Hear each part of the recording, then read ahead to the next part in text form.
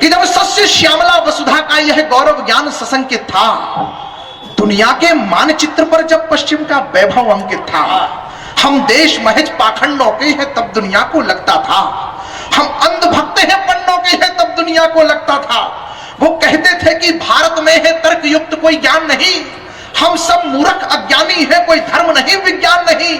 तब समय हुआ सम्मेलन फिर सब धर्मों की परिपाटी का, जिसमें पहुंचा एक युवा संत भी इस भारत की माटी का, जिसमें पहुंचा एक युवा संत भी इस भारत की माटी का। मैं ओरछा में रहता हूं भाई साहब, वहां एक अंग्रेज बोला मेरे से, बोले आपके धर्म में कोई लॉजिक नहीं है, कोई बात नहीं है जिसे समझा जाए। मैंने कहा हमारे धर्म में बहुत बात है जिसे समझना पड़ेगा। बोले कैसे? मैंने कहा तुम्हारी जीन्स पहनने में हम लोगों को 1 मिनट लगता है, तुम हमारी धोती पहन के दिखाओ। बोले मतलब ऐसा कह रहा हूं कि कोई ऐसी चीज जिसको अनुभव किया जा सके, अनुभव करे तो माने। आप लोग चमत्कारों की बहुत बात करते हैं। मैंने कहा देखो मान लो। बोले नहीं हम नहीं मानेंगे, ऐसे नहीं मानते। मैंने कहा तू जहर खा। बोले जब तक मैं कोई अनुभव नहीं ले लेता हूं मैं मानता नहीं हूं। मैंने कहा ये जहर खा। बोले इसे खाऊंगा तो मर जाऊंगा। मैंने कहा पहले खाया कभी? नहीं आई समझ में तो तालियां बजाओ। मैंने कहा जब नहीं आए तो अच्छी बात है, समझ लो। जिसमें पहुंचा एक युवा संत भी इस भारत की माटी का, जिसके कुछ शब्दों को सुनकर सभा समूची मौन हुई। सब मान गए उस ज्ञानी से तो सबकी बुद्धि गौण हुई। सब धर्मों को आदर देते वो बोले मधुरिम वाणी में, सब धर्मों को आदर देते वो बोले मधुरिम वाणी में। भारत है उच्च हिमालय में, भारत गंगा के पानी में। भारत का चिंतन कहता है कि सारा विश्व हमारा है। भारत ही तो दुनिया की हर संस्कृति स्वीकारा है। अति पुरातन शाश्वत जग में इसी देश की गाथा है। आपसे निवेदन करना चाहता हूं कि हम किन मायनों में हिंदुस्तान पूरी दुनिया से अलग है। अगली पंक्ति पहुंच जाए तो एक भी हाथ हिंदुस्तानी का खामोश न रहे। तब निवेदन करना चाहता हूं, पीछे तक के लोगों की चेतना चाहता हूं, हिंदुस्तान के स्वाभिमान को हृदय में धड़कन में तब्दील करना और उसे तालियों तक मेरे पास पहुंचाना कि अति पुरातन शाश्वत जग में इसी देश की गाथा है। सभी श्रेष्ठ हैं धर्म देश पर, मां बस भारत माता है।